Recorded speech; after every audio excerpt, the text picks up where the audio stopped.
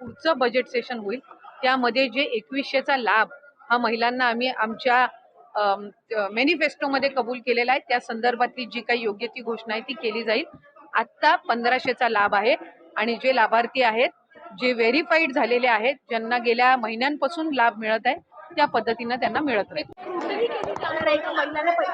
नाही, खरं तर अशा पद्धतीच्या चुकीच्या पद्धतीनं बातम्या काही वर्तमानपत्रामध्ये आलेल्या आहेत। माझ्याही नावाचं त्याच्यामध्ये कोट करण्यात आलेलं आहे। मी खरं तर सकाळी वाचल्यानंतर मलाही आश्चर्य झालं, कारण जी इंटरव्ह्यू मी कधी दिलीच नाही आणि जो संवाद कधी अशा पद्धतीनं औपचारिक झालाच नाही, त्याच्यामध्ये अशा पद्धतीनं एका वर्तमानपत्राने ती चुकीची बातमी दिलेली आहे।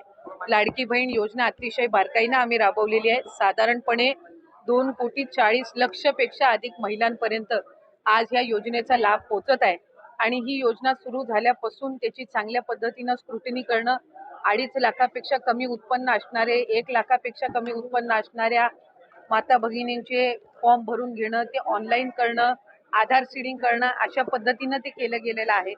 त्याच्यामुळे कुठेही स्क्रुटिनी ही 2.5 कोटी महिलांची किंवा लाभार्थ्यांची होणं हे शक्यही नाहीये आणि ते करणंही नाहीये, कारण आज त्या महिला 5 महिन्यापासून लाभ घेत आहेत। एक आणि दुसरी गोष्ट म्हणजे कोणाची जर तक्रार त्या संदर्भामध्ये पुढं मागं कधीही, म्हणजे आज मी आमदार म्हणून आपल्या सर्वांसोबत संवाद साधत आहे, मंत्री म्हणून मी त्या विभागाचं काम केलेलं आहे, पुढं मागं कधीही त्या संदर्भातली कुठली स्पेसिफिक तक्रार जर आली तर त्या संदर्भातला जो काही तेवढ्या पुरतची स्क्रुटिनी करण्याचा, म्हणजे उदाहरणार्थ एखाद्या XYZ जिल्ह्यातल्या 100 लाभार्थ्यांबद्दल जर तक्रार झाली तर त्या 100 लाभार्थ्यांपुरतची चौकशी करायची किंवा नाही हा सुद्धा, किंवा स्क्रुटिनी करायची किंवा नाही हा सुद्धा निर्णय हा शासन जर तशा पद्धतीचं कधी काही घडलं किंवा आलं तर त्या संदर्भामध्ये घेण्यात येईल।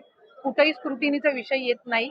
लाभार्थ्यांना त्यांच्या जो काही लाभाचं वाटप आहे किंवा डीबीटी आहे हे ज्या वेळेला राज्याचे मुख्यमंत्री देवेंद्रजी फडणवीस साहेब, उपमुख्यमंत्री एकनाथजी शिंदे साहेब आणि उपमुख्यमंत्री अजितदादा यांच्या मंत्रिमंडळामध्ये किंवा मीटिंगमध्ये ज्या वेळेला तशा पद्धतीच्या सूचना दिल्या जातील त्या पद्धतीनं पुढचं डीबीटी हे निश्चितपणाने होईल। काही तक्रारी आतापर्यंत आल्या आहेत का की निकषाबाहेर काही लाभार्थी आहेत या संदर्भात? मी माझ्या कार्यकाळामध्ये तर तशा पद्धतीची एकही तक्रार कधी आलेली नाही।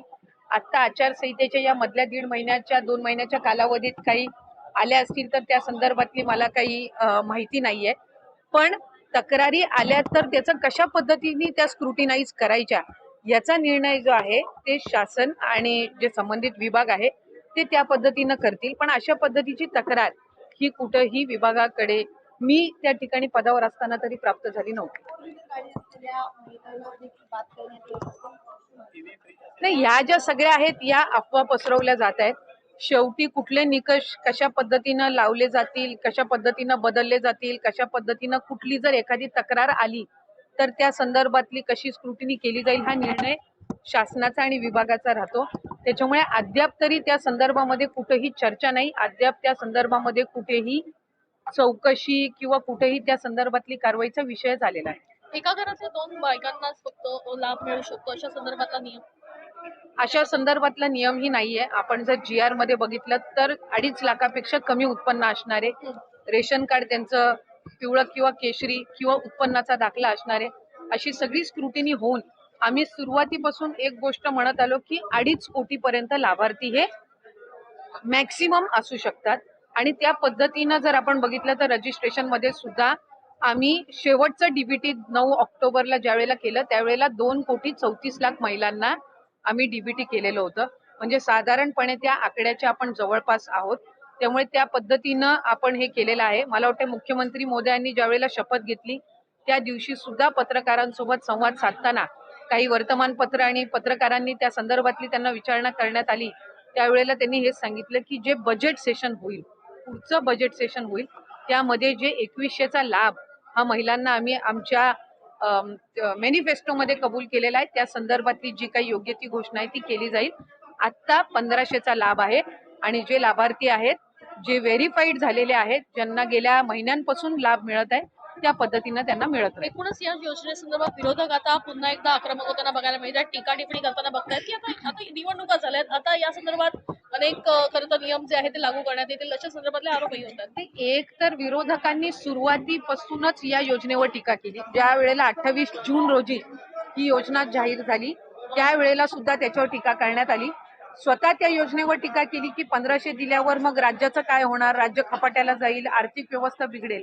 आणि त्यांच्या मॅनिफेस्टोमध्ये निवडणुकीला ते 3000 महिलांना देणार दर महिन्याला, अशा पद्धतीची खोटी घोषणा करण्यात आली. महिलांनी, लाडक्या बहिणींनी 3 लाडक्या भावांना साथ दिली आणि जे त्यांच्यासाठी योग्य पद्धतीचे निर्णय किंवा लोकउपयोगी योजना राबवलेल्या आहेत त्यांच्या पाठीशी ते उभे राहिल्या.